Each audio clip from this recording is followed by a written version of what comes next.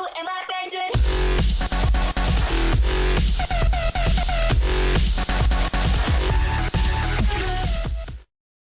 Fala galera, eu sou o Gui que tá sendo essa Zona OP e tô aqui pro review do capítulo 211 de Nanatsu Taizai, que foi o senhor capítulo, que foi uma delícia de capítulo e acertamos. Eu lancei há pouco tempo, teve até pouca visualização, não tá num ritmo tão acelerado, talvez porque eu esteja postando atrasado, mas eu vou tentar postar em dia. Porém, acertamos muita teoria do último review que eu fiz, que se você não viu, pode conferir antes desse, aí tá o card, na qual nós estipulamos várias coisas no Gauter e eu acertei até o momento mais oportuno do acabar jogar o Gaiden, ou seja, quem assistiu, quem acompanha aqui o canal já ficou consciente que o Gaiden poderia sair a qualquer momento e até que não levou tanto impacto desse anúncio do fim de capítulo, que é o Gaiden do Gauter para a semana que vem. Fora que além de toda teoria que a gente passa aqui, é sempre bom ver como o Nakaba vai colocar as coisas, como o Nakaba vai chocar nas expectativas. E esse capítulo, galera, esse capítulo impactou pra caralho. Vamos logo pro review.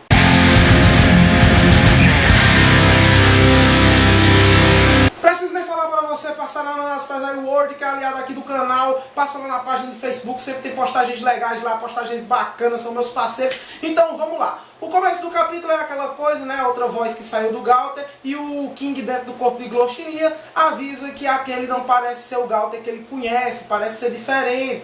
E Meracila aparece, que choca tanto Dolor e Gloshinia barra Diane e King, dizendo que quer 5 barris, que já tá terminando o negócio do portão e tal. E nisso a galera fica falando e falando ainda com o Gauter, não vou entrar em detalhes da discussão, mas o Gauter até exclama: que interessante, vocês têm um conhecimento de um eu que eu ainda não conheço, que profundo. Ele é bem, eu gostei, é bem poético, ele gosta de absorver a essência, aquela coisa que gosta de palavras bonitas, significados, essas coisas, e extrai a filosofia que isso quer dizer. Esse é o Gauter, só que usado em qualquer tipo de contexto mudando que você esteja conversando com ele. Embora esse Gauter seja, como o King disse, diferente. E acaba que quanto mais tempo que eles demoram, mais a galera vai morrendo lá. Eles precisam chegar rápido porque os clãs estão lutando, os humanos estão matando geral. E Dolor e Gloshinia vão, ignoram o Gauter e vão. Só que o Gauter dá o senhor atacão e o King tira a Diane, ambos nos corpos, vocês já sabem quem, com uma forma de tentáculo de polvo e desvia do ataque do Gauter, que é o senhor flechão. Mais provavelmente aquele básico ataque mental, né, que uma flechada só já dá pra, bem dizer, desviar a luta através do poder da mente. E o King manda a Diane no corpo de Dolor ter cuidado. A energia do Gauter está transbordando, influencia a mente das pessoas em volta. E revela mais, revela que foi ele que alterou as memórias dela do passado. E a Diane fica, é muito interessante ver o corpo de Dolor lá, todo se remexendo igual a mulher. Maldito, sei o que, devolva minhas memórias, tal, chega assusta o Gauter. É bem interessante esse embate de um ser completamente racional. Porém, o Gauter que fez isso com a mente dela está 3.000 anos no futuro, então esse não sabe de nada do que está se passando. Mas o King explica, o King fala, ele quebra as 4 paredes, dizendo que embora estejam no corpo do rei dos gigantes e do rei das fadas, eles são pessoas de 3.000 anos atrás e que conhecem o Gauter. E eu acho que essa informação meio que cagou o pau. O Gauter rapidamente já exclama e faz uma cara de sádico sinistra. Esse personagem é um coquetel de emoções e diz: com 3.000 anos no futuro, isso conversa interessante. Eu quero conversar com vocês pessoalmente. E a galera fica, pessoalmente? Isso fortalece a ideia que a gente trabalhou, que seria alguém controlando o Gauter à distância. E de fato isso se revelou. Enquanto a Meracila tá lá fazendo, invocando o portão do demônio, dá pra ver Nerobasta lá toda lascada, toda fodida. Porém, o portão demoníaco apresenta uma amostragem diferente. Ele apresenta várias correntes em seu núcleo. E ela fica: o que é isso que estou fazendo? E ela grita: maldito Gauter, você me manipulou. Não foi, Gauter? E ela diz: no lugar, você me manipulou para eu abrir, no lugar do mundo dos demônios, abrir a prisão do mundo dos demônios. Ela exclama com o Gauter e somos mostrados um pequeno braço assim. E quando eu vi isso eu até achei que só iria mostrar isso e nós iríamos ficar ainda no mistério. E o dono desse braço lá, que parece estar sentado, começa a falar e diz: me desculpe, mas desde que a gente teve a ideia dessa operação, essa foi minha brecha, eu tive essa ideia.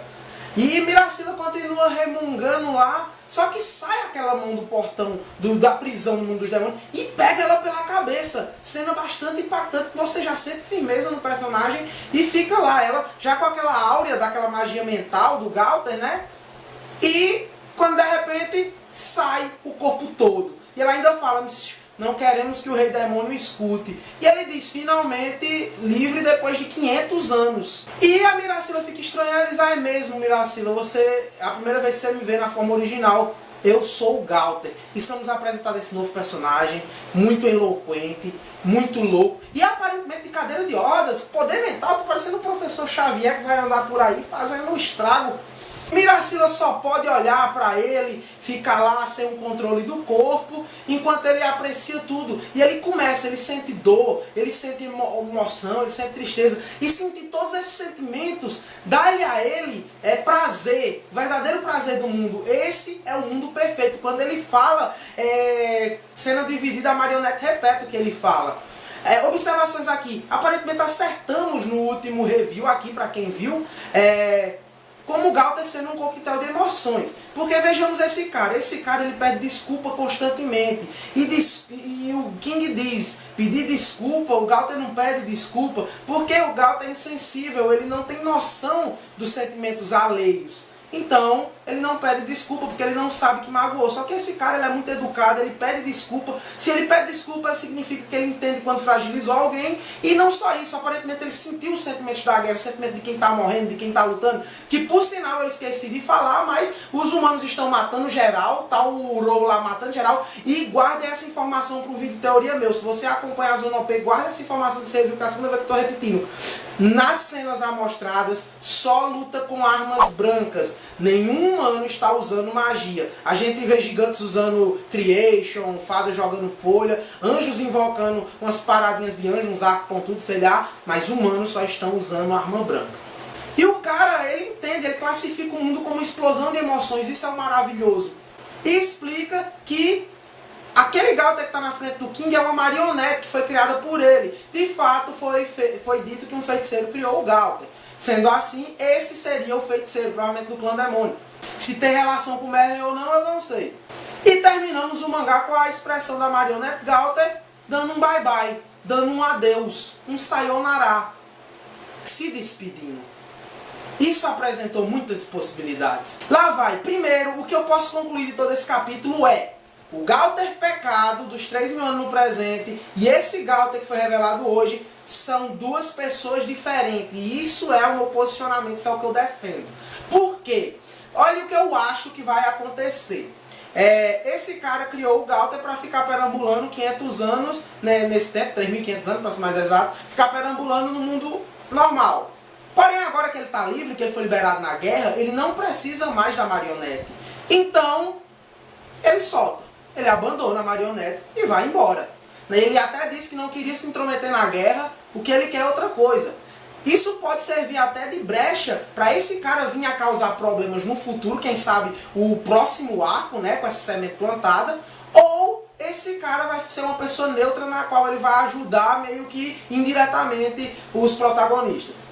O importante é que a marionete foi jogada. E essa marionete carrega um intelecto, uma consciência. Porque como a gente vê, quando ele está falando com o King, ele entra na mente da marionete e diz, ele não quis dizer isso. Significa que ele tem consciência. Mas qual a diferença? Como é uma marionete, como é um boneco, uma casca, diferente do Gowther original, ele não pode entender sentimentos. Se ele não pode entender sentimentos, Gowther boneco lá estirado, caído, insensível como sempre, será achado pela Merlin, usado pela Merlin e um dia se tornará um dos 7 pecados capitais.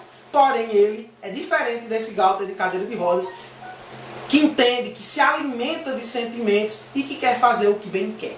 E muito feliz, semana que vem, Gaiden do Gowther, vou fazer review aqui, tentar ser o mais pontual possível, 43 páginas, pam! Vai ser lindo, os Gaidens do Nakaba são muito bem lapidados, vai ser uma delícia de ler, principalmente de Gowther, esse personagem que pode ser tamanhamente trabalhado em vários aspectos psicológicos. Isso é muito show. E sabe o que é que foi show? Pelo menos eu espero esse vídeo. Dá um like aí, se inscreve se não for inscrito, compartilha para propagar, chama mais gente para o número de views tentar subir o máximo possível para a galera ficar ciente das teorias que a gente tá acertando aqui. Beleza, galera? E um abraço a todos vocês e tchau!